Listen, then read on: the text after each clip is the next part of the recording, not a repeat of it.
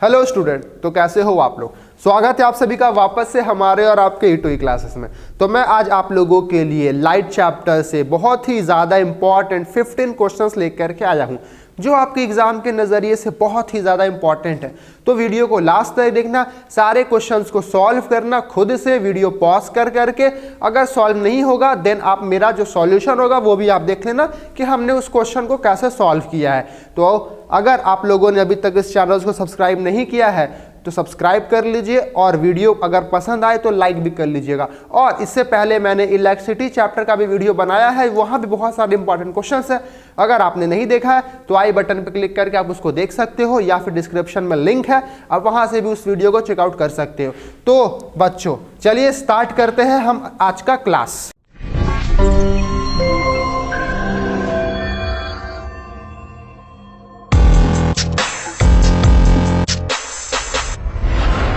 तो सबसे पहला क्वेश्चन क्या बोल रहा है, if the image form by a spherical mirror for all the position of the object placed in front of it, it always erect and diminished, what type of mirror it is, draw a label diagram to support your answer. देखिए क्या पूछा question में कि ऐसा कौन सा position होगा, ठीक है, मतलब सारे पोजीशन के लिए जो भी इमेजेस बनेंगे वो क्या बनेंगे, इरेक्ट बनेंगे और डिमिनिश बनेंगे। तो पूछा है कि बताइए कौन सा मिरर होगा।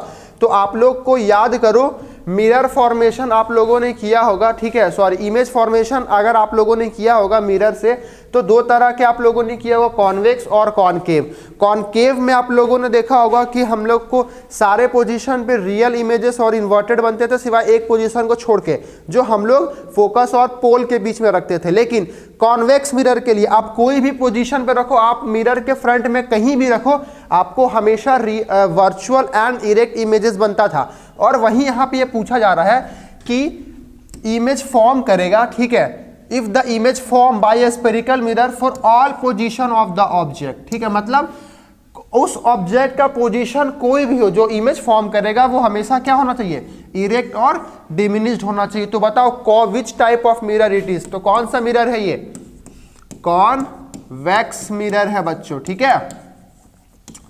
चलिए और क्या बोल रहा है कि draw a label diagram to support your answer. देखिए डायग्राम कैसे, तो कॉन्वेक्स मिरर कुछ इस तरह से होता है, ठीक है, और ये क्या होता है, प्रिंसिपल एक्सिस होता है। तो याद रखिएगा इस तरफ क्या होता है, फोकस होता है, और इस तरफ क्या होता है, पोल होता है, ठीक है। मतलब जो कॉन्वेक्स मिरर होते हैं उसके जो है बिहाइंड द मिरर फोकस होते हैं और पोल होते हैं। तो अगर आप कोई भी पोजीशन पे ऑब्जेक्ट रख रहे हो तो जैसे इसका रे जाएगा, ठीक है, वो पैरेलल जाता है प्रिंसिपल एक्सिस से, तो फोकस से निकलता है, और अगर पोल से जाएगा, जिस एंगल में जाएगा उस एंगल से ही निकलेगा। तो अगर आप इसको डॉटेड लाइन से अपीयर करवाओगे तो देखो इस पोजीशन पे क्या बना, इस पोजीशन पे ये जो हमारा ऑब्जेक्ट था ए बी, उसका जो इमेजेस बना ए डैश बी डैश, ठीक है। तो अगर आप यहाँ पे देखोगे तो क्या दिख रहा होगा कि ये क्या बना, बिहाइंड द मिरर बना, और बिहाइंड द मिरर हमेशा कैसा इमेज बनता है, इरेक्ट एंड कैसा बनता है, इरेक्ट, वर्चुअल एंड इरेक्ट बनता है, ठीक है, वर्चुअल एंड इरेक्ट बनता है। तो इस क्वेश्चन का जो सही आंसर हो गया वो क्या हो गया कि पहला वो मिरर कौन सा होगा, कॉन्वेक्स मिरर होगा, और ये उसका डायग्राम हो गया कि आप कहीं भी रखो, कोई भी पोजीशन पर रखो, ये इमेज क्या बनेगा, हमेशा इरेक्ट और वर्चुअल बनेगा। इरेक्ट मतलब सीधा बनेगा, और वर्चुअल मतलब मिरर के पीछे बनेगा, ठीक है, स्क्रीन पे नहीं बनेगा। क्लियर है बच्चों।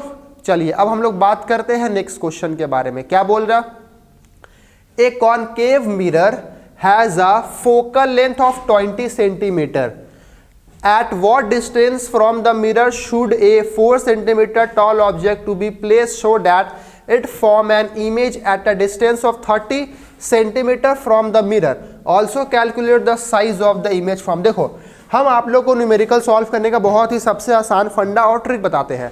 अगर आप लोगों को न्यूमेरिकल्स आ जाते हैं एग्जाम में और आपको उसको सॉल्व करना है तो सबसे पहले गिवन डेटा लिखा करो जो उस क्वेश्चन में डेटा दिया हुआ है, ठीक है। मतलब आप एक एक लाइन पढ़ो और पढ़ने के साथ साथ आप डेटा लिखते जाओ। जैसे हमने पढ़ा कि फोकल लेंथ ऑफ 20 सेंटीमीटर, मतलब फोकल लेंथ 20 सेंटीमीटर दिया हुआ, ठीक है।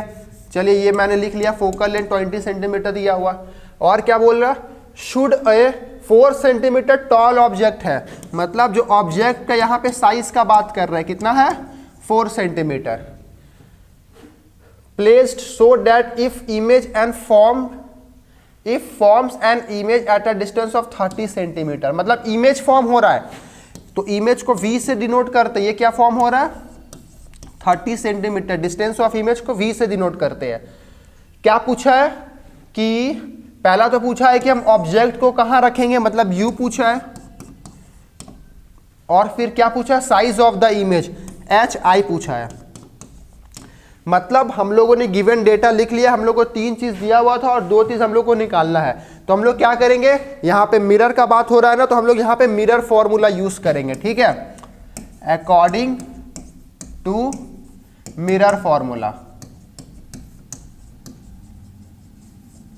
मिरर फॉर्मूला क्या कहता है बच्चों, बताओ कि 1/f इज इक्वल टू, या फिर हम लोग इसको इस तरह से लिखते हैं 1/v plus 1/u is equal to 1/f, यही कहता है मिरर फॉर्मूला। अब देखो वैल्यू पुट कर दो, लेकिन उससे पहले हम लोग साइन कन्वेंशन यूज करेंगे। यहाँ पे अक्सर बच्चे क्या करते हैं, गिवन डेटा लिख लेते हैं, फॉर्मूला लिख के उसको सॉल्व करने चल जाते हैं। नहीं, यहाँ पे आप लोगों को साइन कन्वेंशन का यूज करना है। साइन कन्वेंशन यूज नहीं करोगे तो पूरा आपका मेहनत पानी में फिर जाएगा।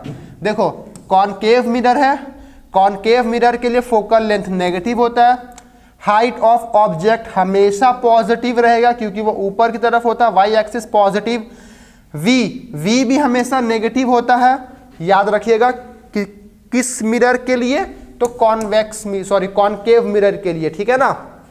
चलिए तो 1/v, v क्या है -30, तो 1/-30 पुट कर दिए, ठीक है, प्लस u नहीं पता है, ऐसे ही छोड़ दिए u को, प्लस 1/f, ठीक है, सॉरी इज इक्वल टू क्या बोल रहा है 1/f, तो 1/f कितना है, f का वैल्यू -20 है, तो यहाँ भी -20 कर दिए, ठीक है। अब देखिए क्या करेंगे, यहाँ पे 1/u निकालना है ना, इसको ऐसे ही छोड़ दिए।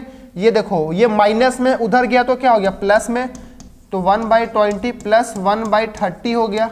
अब क्या करो आप ये लोग का एलसीएम ले लो, तो 20 और 30 का एलसीएम लो, कितना आएगा 60 आएगा। 20 के टेबल में 63 बार में, तो ऊपर 3 हो गया और ये माइनस का माइनस, प्लस 30 के टेबल में 62 बार में, तो 2 1 जा 2 हो गया। अब यहाँ पे आप लोग देखो क्या निकला 1/u का वैल्यू क्या निकल गया, प्लस माइनस माइनस हो गया, 3 में से 2 गया तो 1 और बड़ा था 3, तो उसके आगे माइनस का साइन। तो अगर आप इसको रेसिप्रोकल करोगे तो u कितना निकल गया -60, माइनस में निकला है मतलब सही है, क्योंकि u हमेशा जो ऑब्जेक्ट के डिस्टेंस होते हैं वो हमेशा नेगेटिव होते हैं, ठीक है। u निकल गया। अब हम लोग को क्या निकालना है, hi निकालना है ना। नाउ हम लोग को पता है, ठीक है, कि जो hi/ho का फॉर्मूला क्या होता है -v/u होता है, ठीक है। अब यहाँ से क्या निकालना, hi निकालना है ना, तो ho को उस तरफ भेज दो, तो hi इज इक्वल टू, देखो -u, तो ये माइनस फॉर्मूले का साइन है, ये u का साइन नहीं है, ठीक है ना। u यहाँ पे क्या है, सॉरी v का साइन नहीं है, वो v क्या है, v यहाँ पे -30 है, तो हमने क्या किया v का जगह -30 पुट कर दिया, और u क्या निकाला हम लोगों ने -60 निकाला, ठीक है। और ये जो HO डिवाइड में था वो ऊपर चला गया तो इंटी हो गया, तो HO कितना था 4 था, तो इसका मतलब है यहाँ पे 4 आ गया, ठीक है। अब देखो कैंसल आउट करो, 0 से 0 कैंसल आउट, 3 के टेबल में 6 2 बार में, 2 के टेबल में ये 2 बार में, ठीक है। माइनस माइनस प्लस और एक माइनस बचा, मतलब जो HI निकल गया वो कितना निकल गया 2 सेंटीमीटर। क्या निकल गया HI 2 सेंटीमीटर। मतलब हम लोग को क्या पूछा था, पहला तो डिस्टेंस पूछा था ऑब्जेक्ट का, जो कि हम लोगों ने निकाल लिया, ठीक है। कितना निकाला -60 सेंटीमीटर, ठीक है, -60 सेंटीमीटर निकाला हम लोगों ने। माइनस जस्ट डिनोट कर रहा है साइन कन्वेंशन, ठीक है ना, कि हाँ वो हमेशा नेगेटिव रहता है। और HI क्या निकला हम लोग का 2 सेंटीमीटर निकला है, ठीक है।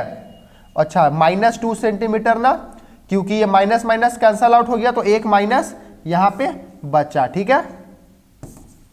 चलिए कितना निकल गया इज इक्वल टू -2, मतलब जो HI निकला वो कितना निकला -2 सेंटीमीटर निकला बच्चों, ठीक है ना। चलिए ये हम लोग का फाइनली आंसर हो गया।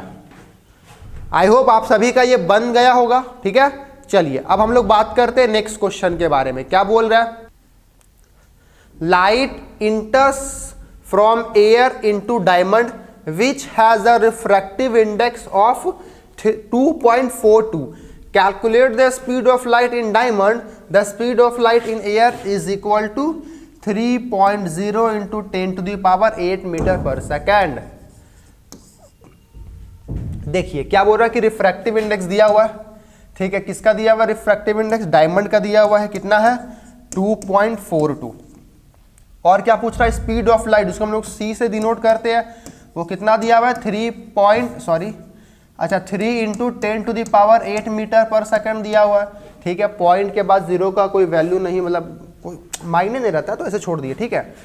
अब देखिए क्या पूछा है, calculate the speed of light in diamond. तो याद होगा आप लोगों को फॉर्मूला रिफ्रैक्टिव इंडेक्स का, ठीक है, कि क्या होता है, refractive index is equal to c by v होता है। सी मतलब speed of light in vacuum और एयर, और वी मतलब speed of light in any medium, ठीक है। अब यहाँ पे कौन सा मीडियम का बात कर, तो डायमंड का बात कर रहा है, और यहाँ पे रिफ्रैक्टिव इंडेक्स डायमंड का बात कर रहा है। तो रिफ्रैक्टिव इंडेक्स कितना दिया हुआ है? 2.42 दिया हुआ है, इज इक्वल टू सी का वैल्यू क्या दिया हुआ है? 3 इंटू 10⁸ मीटर पर सेकेंड दिया हुआ है, और डिवाइडेड बाई ये वेलोसिटी निकालना है ना, स्पीड निकालना डायमंड का। तो अगर हम इसको इस तरह भेजते हैं, देखो क्या होगा, अगर ये डिवाइड से इस तरफ आ गया तो मल्टीप्लाई हो गया, ठीक है, और जो ये था जो मल्टीप्लाई में वो इधर आ गया तो डिवाइड हो गया, मतलब 3 इंटू 10⁸ डिवाइडेड बाई 2.42 आ गया। अब आप इसको सॉल्व करोगे तो फाइनली हम लोग का आंसर आ जाएगा, लेकिन आप इसको सॉल्व कैसे करोगे वो दिक्कत होता है बहुत सारे बच्चों को। तो देखो क्या होगा, अगर हम यहाँ से पॉइंट रिमूव करते हैं तो ऊपर में कितना 2 0 और ऐड हो गया, मतलब ऊपर में 2 0 इंटू हो जाएगा, क्योंकि नीचे से पॉइंट हटा तो पॉइंट के बाद 2 डिजिट था तो ऊपर में 2 0 आ गया। अब यहाँ पे देखो ऊपर में 3 बच गया, नीचे में 242 बच गया, मतलब अगर ये 2 0 अगर हम 3 से इंटू कर देंगे तो 300 और इंटू 10⁸ ऐसे बच गया। अब देखो अब ये दोनों को क्या करो, आप डिवाइड कर दो, ठीक है। तो जो वेलोसिटी, सो स्पीड निकल जाएगा डायमंड में, वो क्या निकल जाएगा, देखो ये दोनों को डिवाइड करो, कितना आएगा। आप छोटे छोटे करके भी डिवाइड कर सकते हो या बड़ा बड़ा भी करके डिवाइड कर सकते हो। देखो तो 242 गया 1 बार में, कैरी लिए 8 आ गया, यहाँ 9 में से 5 हो गया, चलिए 58 आया। फिर हमने क्या किया, यहाँ पे पॉइंट लगाएंगे तो एक डेसिमल प्लेस आ जाएगा। अब इसको वापस से ये जाएगा, हाँ 2 बार में चला जाएगा। कितना बार में जाएगा? 2 बार में। तो 2 2 जा 4, 4 2 जा 8 और 2 2 जा 4, इतने बार में चला गया, ठीक है। अब फिर आप माइनस करो, कैरी लो, कितना आएगा 6 9 96 आ गया। फिर आप अगर 0 लोगे तो ये कितने बार में चला जाएगा? 3 बार में जाएगा, मतलब 1.23 कुछ आंसर आएगा, 1.23 और इंटू यहाँ पे 10 का पावर 8 बच गया, तो हम इसको रहने देते हैं, उतना करने का ज़रूरत नहीं है। तो फाइनली जो वेलोसिटी, जो स्पीड निकल गया हम लोग का किसमें, डायमंड में, स्पीड ऑफ लाइट वो कितना निकल गया 1.23 इंटू 10⁸ मीटर पर सेकंड। बच्चों देख लो, क्लियर है आप सभी को। अब हम लोग देखते हैं नेक्स्ट क्वेश्चन क्या बोल रहा है। A convex lens of focal length 25 centimetre and a concave lens of focal length 10 centimetre are placed in close contact with each other. Calculate the lens power of a combination. मतलब यहाँ पे देखिए power के question से क्या बोल रहा है, एक आपको मिरर दिया हुआ, सॉरी एक आपको लेंस दिया हुआ है जो कि है कॉन्वेक्स लेंस, ठीक है।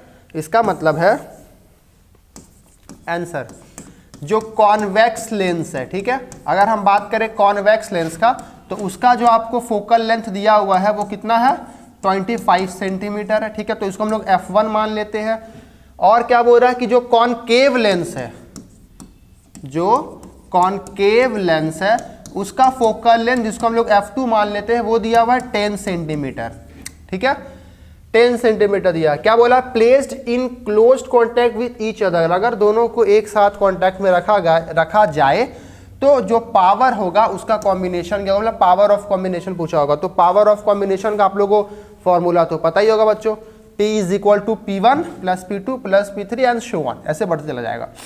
तो पहला बात की जो पावर के अकॉर्डिंग जो फोकल लेंथ होता है वो मीटर में होता है, तो ये दोनों सेंटीमीटर में, हम लोग सबसे पहले इसको मीटर में करेंगे। तो अगर हम इसको मीटर में कन्वर्ट करेंगे तो क्या होगा बताओ, मीटर में कन्वर्ट करने के लिए 100 से डिवाइड कर दो, मतलब ये 0.25 मीटर हो गया और ये 0.1 मीटर हो गया, ठीक है ना। अब देखो कॉन्वेक्स लेंस के लिए फोकल लेंथ पॉजिटिव होता है हमेशा, तो ये दोनों पॉजिटिव रहेगा, और कॉनकेव लेंस के लिए फोकल लेंथ नेगेटिव होता है, ठीक है, तो ये नेगेटिव हो जाएगा। तो इसके मतलब है अगर हम दोनों के अकॉर्डिंग पावर निकालें, ठीक है, तो जो पावर का फॉर्मूला क्या होता है, P1 प्लस P2 होता है, ठीक है, P1 प्लस P2। तो P इज इक्वल टू, इसके लिए P1 क्या होगा, P1 का फॉर्मूला 1/F1 और ये 1/F2। चलिए, तो P is equal to 1/F1 कितना दिया हुआ है, तो 1/0.25 और प्लस इसके लिए क्या दिया हुआ है, -1/0.1 ये दिया हुआ है। अब क्या करो, इसको आप सॉल्व करो, तो देखो दोनों का अगर आप एलसीएम लोगे तो P इज इक्वल टू, आप एलसीएम लोगे या फिर ऐसा करो, पॉइंट हटा ऊपर 100, ठीक है, पॉइंट हटा ऊपर 100/25 हो गया ये, और यहाँ पे प्लस माइनस माइनस कर दो आप, पॉइंट हटा तो ऊपर 10/1 आ गया, ठीक है, 10/1 आ गया। अब क्या करो, आप एलसीएम ले लो, तो P इज इक्वल टू, आप एलसीएम ले लोगे तो 25 आ जाएगा। अब 25 के टेबल में 25 एक बार में, तो 100 माइनस 10 के टेबल में, मतलब 25 के टेबल में एक 25, तो 25 × 10 तो कितना हो गया, 250। तो P इज इक्वल टू, अगर तो दोनों को माइनस कर दो, क्योंकि प्लस माइनस माइनस हो जाएगा, दोनों को माइनस करोगे तो कितना आएगा, -150/25 आएगा। इसका मतलब है जो पावर निकल गया वो कितना निकल गया, माइनस कितने बार में कटेगा, 3 बार में, है ना, सॉरी 6 बार में कटेगा, तो -6D आ गया। क्या आ गया पावर, जो पावर ऑफ कॉम्बिनेशन निकल गया वो निकल गया -6D। D मतलब डायोप्टर, ठीक है, तो जो कि पावर का ऐसा यूनिट होता है। तो देखो इस तरह से ये क्वेश्चन को हम लोगों ने सॉल्व कर दिया। आप इसको अलग अलग भी सॉल्व कर सकते थे, जैसे आप पहले कॉन्वेक्स लेंस का पावर निकाल लिए, फिर आप कॉनकेव लेंस का पावर निकाल लिए, और जब दोनों का पावर निकल गया देन आप उस पावर को ऐड कर लो, उसके बाद भी आंसर -6D ही आएगा, ये बात याद रखना। तो आई होप ये क्वेश्चन आप लोगों को क्लियर होगा। जब भी कॉम्बिनेशन में क्वेश्चन पूछता है तो आप लोगों को हर एक का पावर जो भी लेंस दिए हुए हैं उनको जोड़ो और उनको मतलब जोड़ के आंसर आ जाएगा, ठीक है। चलिए अब हम लोग बढ़ते हैं नेक्स्ट क्वेश्चन की ओर। 5th नंबर क्वेश्चन क्या बोल रहे हैं, an object is placed at a distance of 12 centimetre in front of a concave mirror of radius of curvature 30 centimetre. मतलब मिरर कौन सा है, कॉनकेव मिरर है, ठीक है। तो कॉनकेव मिरर के जो ऑब्जेक्ट प्लेस किया गया है, ठीक है, मतलब यू का बात हो रहा है ना बच्चों, किसका बात हो रहा है, यू का बात हो रहा है। तो यू कितना दिया हुआ है, चलिए यू कितना दिया हुआ है 12 सेंटीमीटर, और यू हमेशा नेगेटिव होता है किसके लिए, कॉनकेव मिरर हो या कॉन्वेक्स मिरर हो। रेडियस ऑफ कर्वेचर मतलब आर है, रेडियस ऑफ कर्वेचर कितना दिया हुआ है 30 सेंटीमीटर दिया हुआ है। एक बात आप लोगों को पता होगा, जो फोकल लेंथ होता है वो रेडियस ऑफ कर्वेचर का आधा होता है। तो रेडियस ऑफ कर्वेचर अगर 30 है तो उसको 2 से डिवाइड कर दो, तो फोकल लेंथ कितना निकल गया 15 centimetre, metre centimetre centimetre 15 centimetre, ठीक है, ये 30 सेंटीमीटर है ना, 15 सेंटीमीटर। अब देखो कॉनकेव मिरर है तो उसके लिए फोकल लेंथ पॉजिटिव होता है और रेडियस ऑफ कर्वेचर भी पॉजिटिव हो जाएगा। लेकिन क्वेश्चन में क्या पूछा है कि list 4 characteristic of the image form bye a mirror. पहला बात ये कॉनकेव मिरर लिख दिया है तो आपको यहीं से समझ आ जाना चाहिए कि वर्चुअल बनेगा, इरेक्ट बनेगा, बिहाइंड द मिरर बनेगा, ठीक है, और क्या बनेगा, छोटा बनेगा, ठीक है ना। इमेज क्या बनेगा, छोटा बनेगा। तो आपको ये सब आपको अगर नहीं भी जानना होता, अगर ये सब आपको नहीं भी दिया होता तो आप मात्र वहां पे कॉन्वेक्स मिरर देख के आप आंसर बता देते कि जो पहला होगा वो क्या होगा, वर्चुअल इमेज बनेगा, दूसरा इरेक्ट बनेगा, तीसरा क्या बनेगा, छोटा बनेगा, डिमिनिश्ड बनेगा, डिमिनिश्ड बनेगा, और चौथा क्या हो जाएगा, बिहाइंड द मिरर बनेगा, बिहाइंड द मिरर, मिरर के पीछे बनेगा। तो देखिए ये 4 कैरेक्टरिस्टिक हम लोगों ने लिख लिया है। हाँ, अगर यहाँ पे कॉनकेव मिरर नहीं दिया होता, चलिए सपोज करते हैं कि यहाँ पे कॉनकेव मिरर नहीं दिया हुआ है, बस बोला है कि एक मिरर है, ठीक है, तो अब हम लोग उसको पहचानेंगे इस फोकल लेंथ से। अच्छा नहीं, तब तो हम उसको पहचान ही नहीं पाएंगे, ठीक है, क्योंकि तब हम लोग के पास दो केस आ जाएगा। क्यों आ जाएगा? क्योंकि मिरर दिया नहीं है, तो ये फोकल लेंथ हम लोग को पॉजिटिव लेना है या नेगेटिव लेना है वो तो पता नहीं, यू तो हमेशा नेगेटिव होता है। तो हम लोग फिर दोनों मतलब दोनों मिरर को हम लोग कंपेयर करके बताएंगे। पहले हम लोग कॉनकेव लेके बताएंगे और फिर हम लोग कॉन्वेक्स लेके बताएंगे, ठीक है।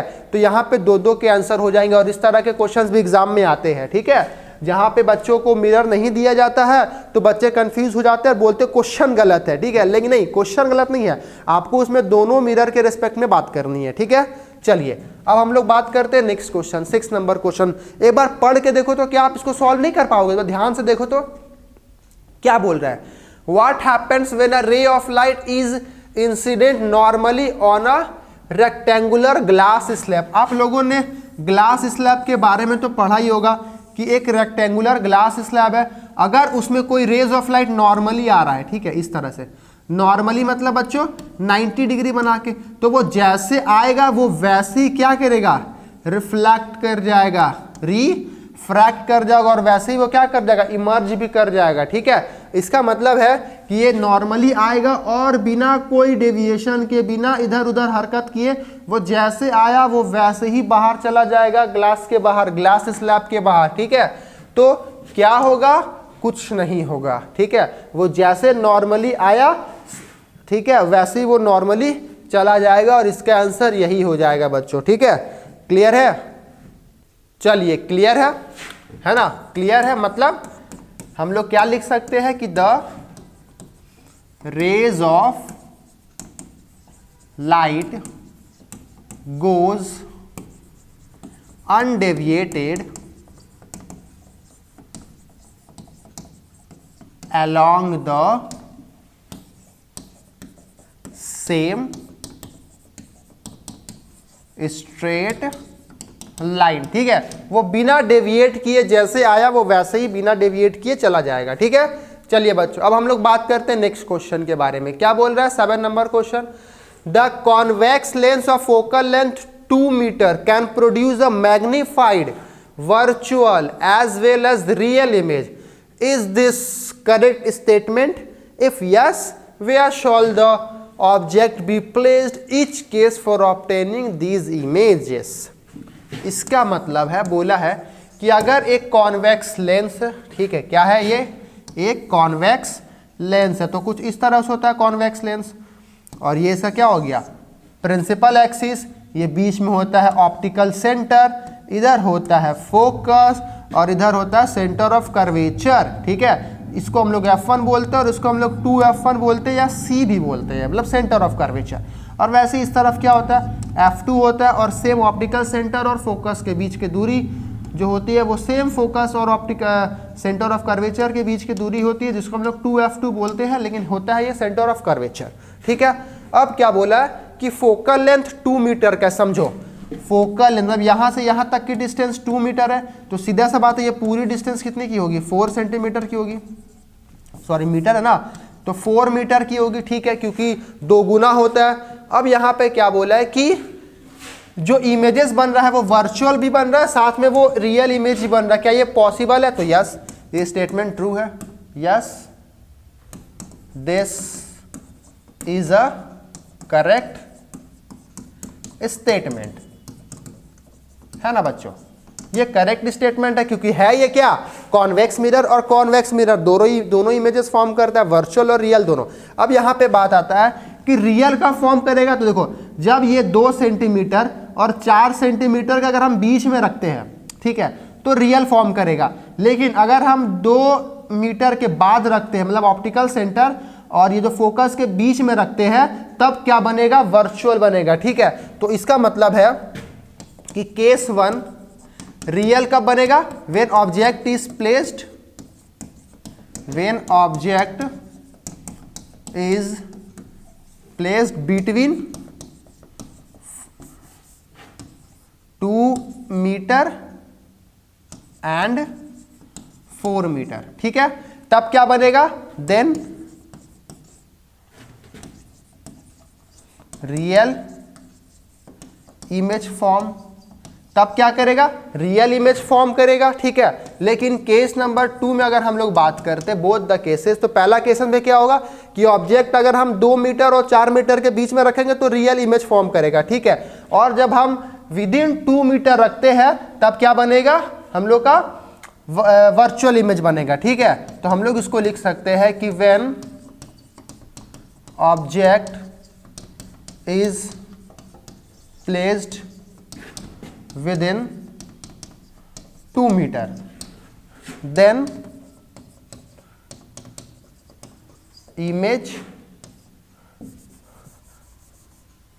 virtual image formed, ठीक है। क्या होगा, वर्चुअल इमेज फॉर्म करेगा। बात समझ में आया बच्चों, वर्चुअल इमेज फॉर्म करेगा, ठीक है। आपने इमेज फॉर्मेशन देखा होगा लेंस के थ्रू कि हमने इस पोजीशन पे रखा, रियल बना, इस पोजीशन पे बना, रियल बना, इस पोजीशन पे रखा, रियल बना, इस पोजीशन पे रखा, रियल बना। लेकिन एक ऐसा पोजीशन है जहां पे वर्चुअल बनता है, जो कि होता है फोकस और पोल के बीच में अगर हम मिरर का बात करें, और फोकस और ऑप्टिकल सेंटर के बीच में अगर हम लोग लेंस का बात करें। तो इस क्वेश्चन का ये हो गया सही जवाब बच्चों, ठीक है, क्लियर है। चलिए अब हम लोग बात करते हैं नेक्स्ट क्वेश्चन की ओर। क्या बोल रहा है एक बार आप लोग पढ़ के देखो। A doctor has prescribe a corrective lens of power plus 1.5 dioptre, find the focal length of the lens, is the prescribe lens diverging और कन्वर्जिंग। समझ में आ गया होगा आप लोगों को। क्या बोला है कि एक डॉक्टर जो है वो लेंस यूज कर रहा है, जो एक करेक्टिव लेंस यूज कर रहा है जिसका पावर दिया हुआ है, ठीक है। पावर कितना दिया हुआ है, प्लस 1.5 डायोप्टर दिया हुआ है। और क्या बोला, find the focal length of the lens. तो पता होगा जो पावर का फॉर्मूला होता है वो होता है 1/f, और जिसका है 1.5 वैल्यू दिया हुआ है डायोप्टर। f ऊपर गया, 1.5 नीचे आ गया, तो क्या हो गया, तो there f is equal to 1/1.5 आ गया, ठीक है। अब यहां से देखो पॉइंट हटा तो ऊपर 0, तो जो f निकल गया वो कितना निकल गया, 10/50 निकल गया। अब ये निकला किस में, मीटर में, है ना। हम लोग को फोकल लेंथ किस में चाहिए, सेंटीमीटर में चाहिए, ठीक है। तो हम लोग क्या करेंगे, इसको 100 से इंटू कर देंगे। अगर आप नहीं भी करोगे तो चलेगा, लेकिन हम ये आप लोगों को बता दे रहे ताकि न्यूमेरिकल्स में आप लोगों को काम आएगा। तो ये चला गया 5 के टेबल में 2 बार में, और ये 3 बार में, मतलब 200/3 आ गया, 200/3 आ गया फोकल लेंथ, ठीक है। अब यहाँ पे देखो फोकल लेंथ पॉजिटिव में आया, ठीक है, इतना सेंटीमीटर आया ना, तो फोकल लेंथ किस में आया, पॉजिटिव में आया। तो अब बताओ आप लोग बच्चों, पॉजिटिव में फोकल लेंथ जो होता है वो कब होता है, कॉन्वेक्स लेंस में होता है या कॉनकेव लेंस में होता है। तो सीधा सा बात है, कॉन्वेक्स लेंस में होता है, ठीक है। तो ये कौन सा लेंस हो गया, कॉन्वेक्स लेंस हो गया। और कॉन्वेक्स लेंस कैसा लेंस होता है, कन्वर्जिंग लेंस। कैसा होता है, कन्वर्जिंग लेंस। तो सीधा सा बात है, आंसर क्या हो गया, कन्वर्जिंग लेंस बच्चों, ठीक है। देखिए हम लोग यहीं पे करके छोड़ सकते थे, बता सकते थे पॉजिटिव आ रहा, बात खत्म। लेकिन हमने इस पूरे को सेंटीमीटर तक सॉल्व किया, क्योंकि आपको ये चीज न्यूमेरिकल्स में भी करनी होती है, इसलिए आप उसके लिए तैयार रहो, कंफ्यूज ना हो। तो इसलिए मैंने ये करके दिखा दिया, ठीक है बच्चों। चलिए अब हम लोग बात करते हैं नेक्स्ट क्वेश्चन, 9 नंबर क्वेश्चन। क्या बोल रहा है, water has refractive index 1.33 and alcohol has refractive index 1.36. Which of the two medium is optically denser?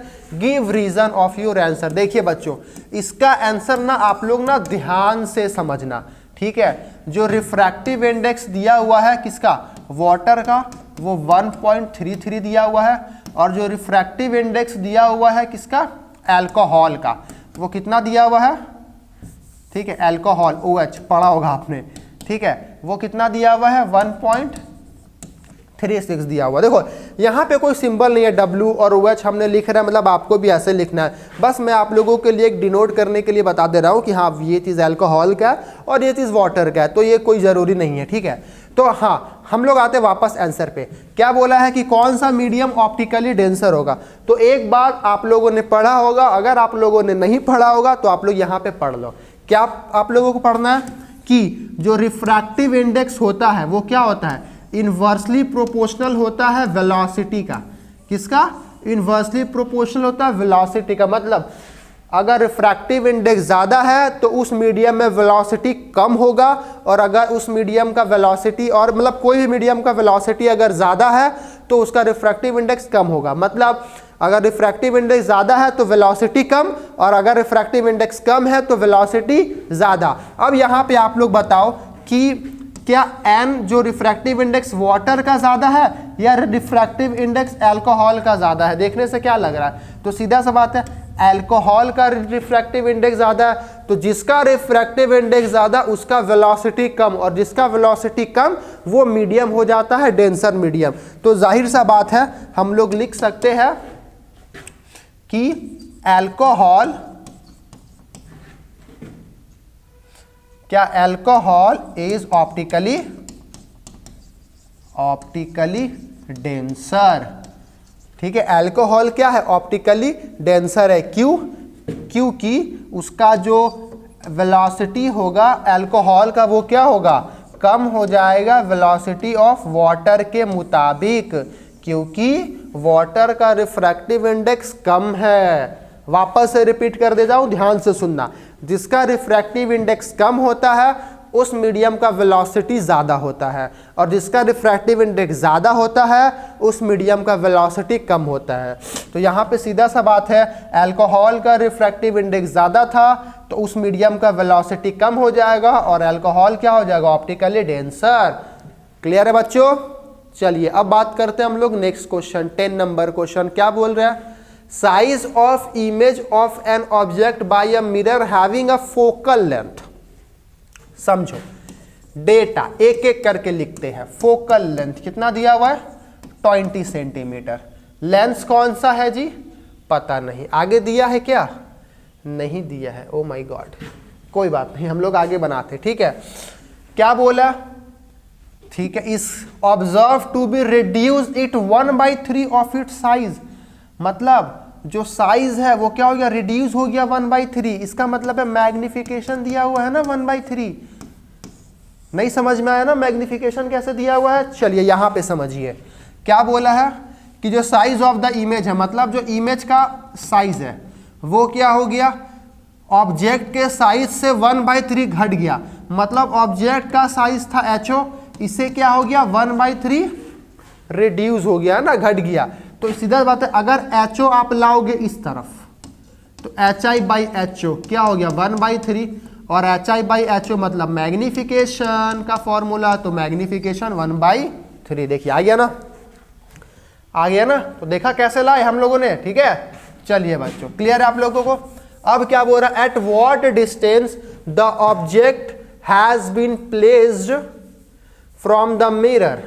अब बताओ, अब हम लोग ऑब्जेक्ट को किस प्लेस पे रखेंगे कि जो उसका इमेज का जो साइज होगा वो 1/3 घट जाएगा। ठीक है, what is the nature of the image, उस इमेज का नेचर कैसा होगा, और वो इमेज कौन सा, सॉरी वो जो मिरर है वो कौन सा होगा। ठीक है, चलिए तो हम लोग को मैग्निफिकेशन दिया हुआ है, और हम लोग को क्या दिया? वेलोसिटी मतलब 20 सेंटीमीटर फोकल लेंथ दिया हुआ है। अब एक बात बताओ, m का फॉर्मूला क्या होता है? m is equal to lens है ना जी, मिरर है। चलिए तो -v/u होता है, जो कि होता है 1/3।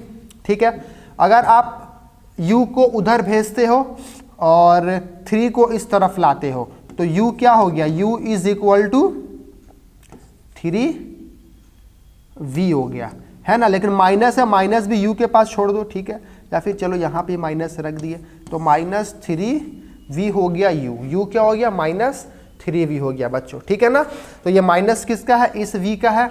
चलिए अब हम लोग फाइनली मिरर फॉर्मूला लगाते हैं। ठीक है ना, अब हम लोग क्या करेंगे? मिरर फॉर्मूला लगाएंगे। मिरर फॉर्मूला क्या कहता है? 1/v + 1/u is equal to 1/f कहता है। अब ध्यान से देखना बच्चा, 1/v तो 1/v का जगह v लिख दिए, प्लस 1/u, u का वैल्यू कितना है? -3v, -3v है u का वैल्यू। ठीक है, और 1/f कितना निकाला हम लोगों ने? 20 निकाला। ठीक है, अब फोकल, अब देखो मिरर तो दिया नहीं है तो साइन कन्वेंशन तो हम लोग लगा ही नहीं सकते, कुछ कौन सा मिरर है क्या ही पता चलेगा। चलिए अब हम लोग क्या करेंगे? यहाँ पे इसका एलसीएम ले लेंगे, तो एलसीएम लोगे तो 3v आ जाएगा, माइनस प्लस माइनस हो गया, v के टेबल में v 3 बच गया तो आगे में 3 v के टेबल में 3 भी 1 बार में तो यहाँ बच गया 1 इज इक्वल टू 1/20 हो गया बच्चों। ठीक है, अब क्या होगा, 3 में से 1 गया तो कितना बचा 2, ये 20 डिवाइड से इधर आ गया इनटू में। ठीक है, और ये v भेज दो उधर, 3 यहीं रहने दो, चलो 3 यहीं रह गया और v चला गया उस तरफ। अब देखो 20 इंटू 2 कितना हो गया 40/3 इज इक्वल टू v हो गया। अब एक बात बताओ, v देखो तो पॉजिटिव आया कि नेगेटिव आया, v पॉजिटिव आया कि नेगेटिव, v पॉजिटिव आया ना, मतलब मिरर कौन सा होगा, पॉजिटिव आया तो देयरफॉर v क्या हो गया, v पॉजिटिव आ गया ना, तो मिरर कौन सा हो गया, मिरर, तो मिरर हो गया convex lens, sorry convex mirror हो गया ना, कॉन्वेक्स मिरर हो गया। ठीक है, क्यों, क्योंकि V पॉजिटिव कॉन्वेक्स मिरर के लिए होता है। और क्या बोला, नेचर, और नेचर कैसा हो गया इमेज का, तो वर्चुअल एंड इरेक्ट, वर्चुअल और इरेक्ट हो गया। समझ में आया बच्चों कैसे सॉल्व किया हम लोगों ने, बस आपको याद रखना है साइन कन्वेंशन। आप लोगों ने देखा होगा मैंने जितने भी क्वेश्चन सॉल्व किया, साइन कन्वेंशन का रोल बहुत ही ज़्यादा है, उसमें कौन से मिरर इरेक्ट फॉर्म करेंगे, कौन से इन्वर्टेड फॉर्म करेंगे, उसमें आपका साइन कन्वेंशन ही मदद करेगा। इसलिए देखो यहाँ पे पॉजिटिव आया, मतलब साइन कन्वेंशन के हिसाब से मैंने बता दिया कि मिरर क्या है, कॉन्वेक्स मिरर है, क्योंकि उसमें v हमेशा पॉजिटिव होता है। और नेचर क्या होगा, वर्चुअल और इरेक्ट, क्योंकि कॉन्वेक्स मिरर है तो नेचर उसका हमेशा वर्चुअल और इरेक्ट होता है। बच्चों क्लियर है आप सभी को, देख लो इस क्वेश्चन को अच्छे से, फिर हम लोग बात करते हैं नेक्स्ट क्वेश्चन के बारे में। अब हम लोग देखते हैं नेक्स्ट क्वेश्चन क्या बोल रहा है, जरा देखो तो क्या बोल रहा है बच्चों कि a 5 centimetre tall object is placed perpendicularly to the principal axis of a convex lens of focal length 20 centimetre. मतलब एक ऑब्जेक्ट का हाइट दिया हुआ है जो कि 5 सेंटीमीटर का है, जो कि प्रिंसिपल एक्सिस पे रखे हैं, जिसका फोकल लेंथ क्या दिया हुआ है 20 सेंटीमीटर दिया हुआ है। बच्चों इसका मतलब है हाइट ऑफ ऑब्जेक्ट हमेशा पॉजिटिव होता है और कॉन्वेक्स लेंस के लिए फोकल लेंथ पॉजिटिव होता है। क्या पूछा, the distance from the lens is 30 centimetre. मतलब u दिया हुआ है ना, ऑब्जेक्ट का डिस्टेंस दिया हुआ है 30 सेंटीमीटर, जो कि हमेशा नेगेटिव होता है। तो पूछा पोजीशन, नेचर और साइज निकालना, मतलब एचओ दिया हुआ एच आई निकालना और वी निकालना और उसके नेचर निकालने हैं। तो हम लोग क्या यूज करेंगे, लेंस फॉर्मूला। क्या कहता है lens formula, 1/v minus 1/u is equal to 1/f, यही कहता है। 1/v दिया हुआ है, नहीं दिया हुआ है तो ऐसे ही छोड़ देंगे, माइनस u कितना दिया हुआ है तो -30, तो u का जगह क्या लिख दिया -30, और 1/f कितना दिया हुआ है तो 1/20 दिया हुआ है। ठीक है, यहाँ तक क्लियर है। अब क्या करेंगे, इसको इस तरफ ला देते हैं, 1/v को ऐसे ही छोड़ देते हैं। 1/v इज इक्वल टू, देखो ये माइनस माइनस प्लस हो गया, उधर गया तो माइनस हो गया, तो 1/20 माइनस 1/30 हो गया। अब अगर हम ये दोनों का एलसीएम ले लेंगे तो क्या होगा, 60 हो गया। 20 के टेबल में 63 बार में तो 3 1 जा 3, माइनस 30 के टेबल में 62 बार में तो 2 1 जा 2, तो 1/v कितना निकल गया, 1/60 निकल गया। ठीक है, क्या निकल गया, 1/60 निकल गया। अगर आप इसको रेसिप्रोकल कर देते हो तो v इज इक्वल टू क्या निकल गया, 60 सेंटीमीटर। अब देखो तो v पॉजिटिव निकला या नेगेटिव निकला बच्चों, बताओ तो v क्या निकला, पॉजिटिव निकला कि नेगेटिव निकला। इसका मतलब है कि नेचर क्या हो गया, नेचर पॉजिटिव निकला ना, तो सीधा सा बात है v पॉजिटिव, तो कॉन्वेक्स मिरर, कॉन्वेक्स लेंस के लिए v अगर पॉजिटिव है इसका मतलब है रियल और इन्वर्टेड है। क्या है, रियल एंड इन्वर्टेड। तो नेचर क्या हो गया, रियल एंड इन्वर्टेड हो गया। ठीक है, चलिए तो पहला बात तो हम लोगों ने ये निकाल लिया। अब क्या बोला, पोजीशन निकाल लिया, नेचर निकाल लिया। Size of the image formed, now size of image बोला है, मतलब HI/HO is equal to V/U होता है। बच्चों देखो समझ में आया आप सभी को, ठीक है, इसके बाद तो आप लोग सॉल्व कर ही लोगे। चलिए अब सीधा सा बात है, एच आई दिया हुआ है ना, ठीक है, अच्छा नहीं एच आई नहीं दिया हुआ है तो एच आई ऐसे ही रहने दो। v कितना दिया हुआ है, v हमने निकाला अभी देखिए 60 निकाला, 60 रख दिया, u -30 है तो चलिए -30 हो गया, और यहाँ देखो नीचे का HO उस तरफ जाके इंटू हो गया और HO दिया हुआ है 5 तो 5 हो गया। तो इसका मतलब है जो HI निकल गया, देखो तो ये 0 से 0 कैंसल आउट, ये 3 के टेबल में ये चला गया 2 बार में, और 2 × 5 10, और माइनस का माइनस रह गया, मतलब जो हाइट ऑफ इमेज निकल गया वो क्या निकल गया, 10 सेंटीमीटर निकल गया बच्चों, देख लो। और इस क्वेश्चन का सही जवाब हो गया है, देखो समझ में आप सभी को, अच्छे से देख लो। अब हम लोग देखते हैं नेक्स्ट क्वेश्चन क्या बोल रहा है। A convex lens produces an inverted image magnified 3 times, inverted लिख दिया मतलब रियल बन रहा है, magnified 3 times of an object, ठीक है, मतलब क्या बोल रहा है कि जो भी प्रोड्यूस हो रहा है इन्वर्टेड इमेज वो 3 टाइम्स ऑब्जेक्ट है, मतलब अगर ऑब्जेक्ट u है, अगर ऑब्जेक्ट u है तो इसका 3 गुना क्या है, v है, इसका 3 गुना क्या है, v है बच्चों, ठीक है, याद रखिएगा ये बात। अब यहाँ पे देखो v क्या होता है, अगर इन्वर्टेड है लेंस के तौर पे बात कर रहा है तो u क्या हो जाएगा, नेगेटिव हो जाएगा, तो इसका मतलब है v = 3 × 50 निकल गया, u मैंने रख दिया तो v कितना निकल गया 45 सेंटीमीटर, ठीक है, v निकल गया 45 सेंटीमीटर। अब फॉर्मूला क्या कहता है, 1/v - 1/u = 1/f, तो 1/v, v क्या है कितना निकाले हम लोगों ने 1/45 माइनस u हमेशा हमने क्या बोला अभी नेगेटिव होता है तो 15 आ गया माइनस में = 1/f बच्चों, ठीक है। अब यहाँ पे देखो प्लस माइनस माइनस हो गया, एलसीएम लिए 45 हो गया, 45 के 45 1 बार में, माइनस माइनस प्लस कितना हो गया 15, 3 जा मतलब 3 जा 45 आता है तो 3 हो गया = 1/f हो गया। अगर आप इसको सॉल्व करोगे तो 4/45 ये निकल गया 1/f, रेसिप्रोकल कर दो तो देयरफॉर f क्या निकल गया 45/4 सेंटीमीटर, ये क्या निकल गया f निकल गया।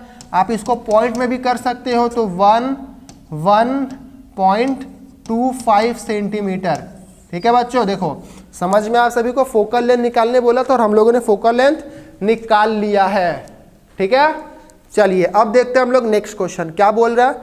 ए convex lens of focal length 25 centimetre and the convex lens of focal length 20 centimetre are placed in contact with each other. देखिए अभी हम लोगों ने सेम ये क्वेश्चन किया था, लेकिन अब इसमें क्या बोला है कि also calculate the focal length of the image of the combination, मतलब इसमें फोकल लेंथ भी निकालने बोला है। मतलब एक जो मैंने पहले किया था उस तरह के, और अभी जो क्वेश्चन है इस तरह के भी क्वेश्चंस एग्जाम में आ सकते हैं, तो ये सब आपके लिए बहुत ही ज़्यादा इंपॉर्टेंट क्वेश्चन है। तो क्या आप ये सब ट्राई करोगे खुद से, सेम है ना, बस यहाँ पे फोकल लेंथ, वहाँ पे पावर कितना निकाला था हम लोगों ने -6d, फिर वहाँ से हम लोग फोकल लेंथ निकाल सकते हैं, ठीक है ना। तो चलो ये आप लोगों के लिए होमवर्क है, ठीक है। इसका जो आंसर है वो कमेंट बॉक्स पे आप लोग लिख के बताना, ठीक है। कमेंट बॉक्स में आप लोग इसका आंसर लिख के बताना कितना आंसर आया है, ठीक है। सेम प्रोसेस है। चलिए अब बात करते हैं नेक्स्ट क्वेश्चन, 40 नंबर क्वेश्चन क्या बोला है, पढ़ो तो बच्चों। Under what condition is an arrangement of two plane mirror, incident ray and a reflected ray will always be parallel to each other. What may be angle of incidence? Show the same with the help of diagram। मतलब क्या बोला है कि ऐसा कौन सा condition होगा कि जब दो प्लेन मिरर को हम लोग अरेंज करेंगे, ठीक है, तो जो इंसिडेंट रे है और जो रिफ्लेक्टेड रे है वो हमेशा क्या होगा, एक दूसरे के पैरेलल होगा, ठीक है। चलिए तो जब हम लोग दो प्लेन मिरर को, ठीक है, जैसे ये हो गया एक प्लेन मिरर और एक ये हो गया प्लेन मिरर, जब हम लोग दो प्लेन मिरर को एक दूसरे के परपेंडिकुलर में रखेंगे, मतलब 90 डिग्री में रखेंगे, तब जो यहाँ पे मान लेते एक इंसिडेंट रे आया है ना, इंसिडेंट रे आया और ये इधर रिफ्रैक्ट किया और ये इस तरह से रिफ्रैक्ट किया, ठीक है। इसका मतलब है कि जब हम लोग दो प्लेन मिरर को इंसिडेंट करवाएंगे, ठीक है, मतलब जब हम दो प्लेन मिरर को 90 डिग्री पे रखेंगे एक दूसरे के साथ, तो जो इंसिडेंट रे होगा और जो रिफ्लेक्टेड रे होगा, ये दोनों क्या होगा, आपस में पैरेलल रहेंगे, हमेशा पैरेलल रहेंगे, ठीक है। तो देखिए ये डायग्राम हो गया और यहां पे हम लोग लिख सकते हैं कि when two plane mirror placed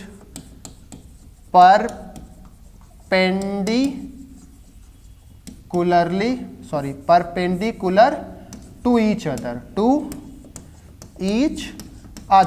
मतलब जब दो प्लेन मिरर को आपस में, ठीक है, एक दूसरे के साथ परपेंडिकुलर रखेंगे, तब जो होगा इंसिडेंट रे और जो रिफ्लेक्टेड रे होगा वो क्या होगा, हमेशा पैरेलल होगा, ठीक है बच्चों।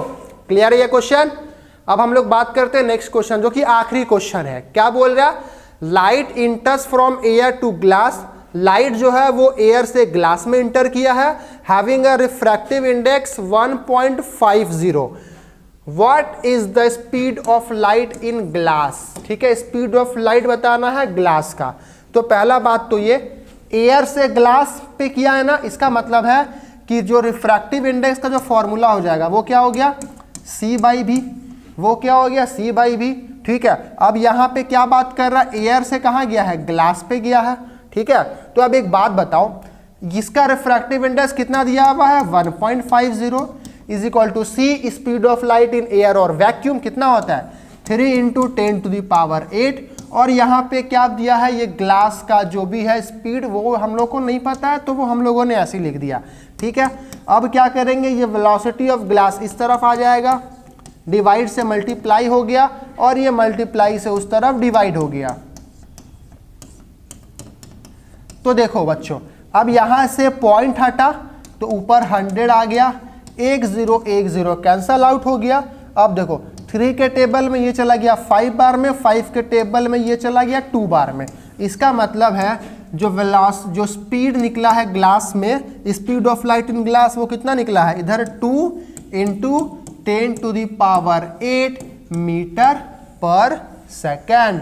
तो ये हो गया इस क्वेश्चन का सही जवाब बच्चों। देख लो अच्छे से सारे क्वेश्चंस को, ठीक है, और इसके आंसर्स को। तो आई होप आप लोगों को सारे क्वेश्चंस और उसके आंसर्स आज जो भी हमने किया है 15 मोस्ट इंपॉर्टेंट क्वेश्चन आप लोगों को समझ में आ गए होंगे और सारे क्वेश्चंस आप लोगों को अच्छे से क्लियर होंगे। तो अगर आप लोगों को वीडियो अच्छा लगा हो तो लाइक और शेयर करना ना भूलें और हमारे चैनल को भी सब्सक्राइब करना ना भूलें। ऐसे बहुत सारे इंपॉर्टेंट लेक्चर, बहुत सारे इंपॉर्टेंट क्वेश्चन के वीडियो भी हमने बनाया है। अगर आप लोगों ने नहीं देखा है तो डिस्क्रिप्शन में लिंक है सारे वीडियो का, आप लोग वहां से चेकआउट कर सकते हो बच्चों। तो हम लोग मिलते हैं नेक्स्ट क्लास में, जहां पे हम लोग ऐसी कोई दूसरे चैप्टर के मोस्ट इंपॉर्टेंट क्वेश्चंस लेकर के आएंगे जो कि आप लोगों के लिए एग्जाम के पर्सपेक्टिव से बहुत ही ज़्यादा इंपॉर्टेंट होंगे। तो प्रैक्टिस करना ना भूलना, तैयारी करना ना भूलना, एग्जाम आ रहा है बच्चों, ठीक है। तो मिलते हैं हम लोग नेक्स्ट वीडियो में, तब तक के लिए टेक केयर और पढ़ते रहिए।